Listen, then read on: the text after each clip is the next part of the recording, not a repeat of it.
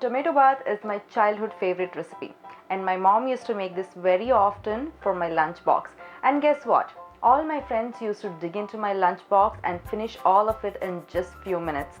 This dish is more like a pulao recipe, as I will be adding whole spices to this recipe. But like pulao, I will not be adding any powdered spices. The main flavor comes from the tomatoes itself. And you can cook this tomato bath using pressure cooker, which makes your job a lot easier, and that's how I cook it every time. But today I will be making this in a pot, especially for people who don't use pressure cooker. So let's get started and see what all the ingredients you need to prepare tomato bath. So for this recipe, I have taken one medium onion, which is thinly sliced, two medium-sized tomatoes, finely chopped. I have taken 1 cup of regular Sona Masuri rice. For this recipe, you don't have to use any long grain basmati rice. Just a regular rice like Sona Masuri or Sambar rice will do. You also need 1 cup of roughly chopped mint leaves, 1/4 cup of roughly chopped coriander leaves, few curry leaves, 3 to 4 green chilies, 1 tablespoon of ginger and garlic paste, and 1.5 cups of water. And to bring out the amazing aroma for this recipe, I will be using a whole lot of spices, and they are from the clockwise: 1 inch of cinnamon, 2 green cardamom, 4 cloves, 2 to 3 black stone flour, 1 teaspoon of cumin seeds, 2 pieces of Marathi moggu, half teaspoon of black peppercorns, 1 mace, 3 bay leaves, and 1 star anise.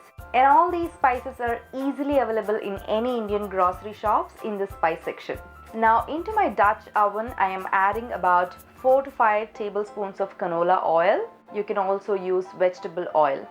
Now the oil is nicely heated up. So into the hot oil, in goes the whole spices, and I will saute these spices for about 30 seconds, and these spices will infuse its flavor and fragrance into the hot oil.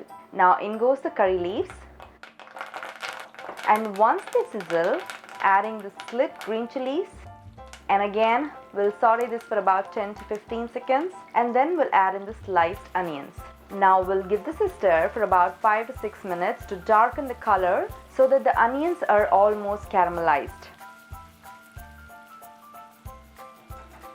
We'll add a little bit of salt to speed up the cooking process, and we'll mix it in well.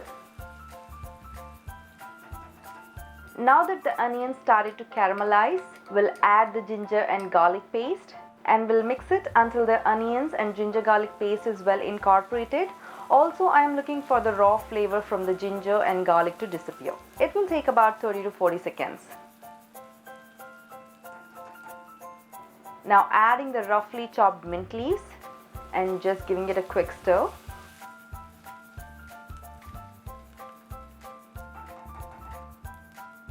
Now in goes the chopped tomatoes, and immediately after adding tomatoes, all that masala which was stuck to the bottom of the pot has released, and that adds tons of flavor to the tomato bath.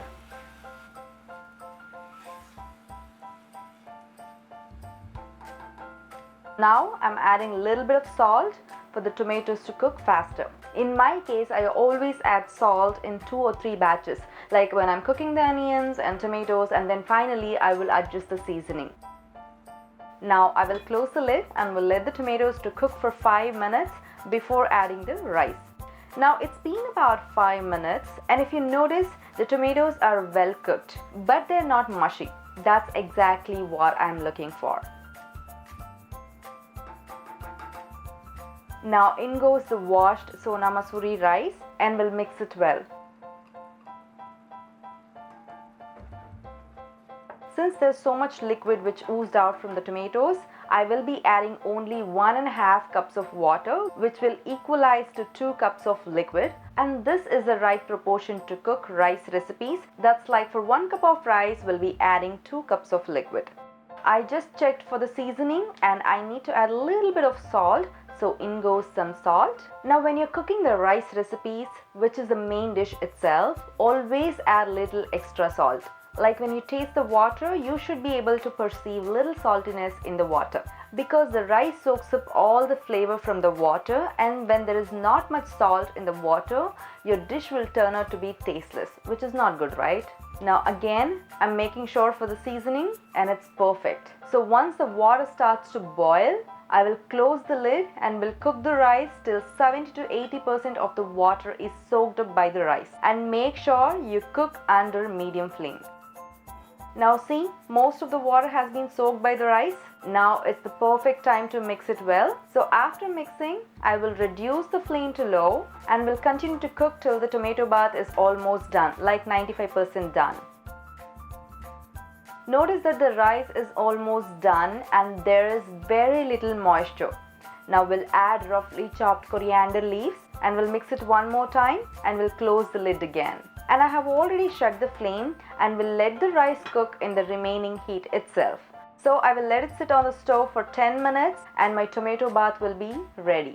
Now my tomato bath is ready and trust me, right now my house is infused with the aroma of this delicious tomato bath. Now let's plate it, and for good presentation, I will scatter some chopped coriander leaves and few slices of tomatoes.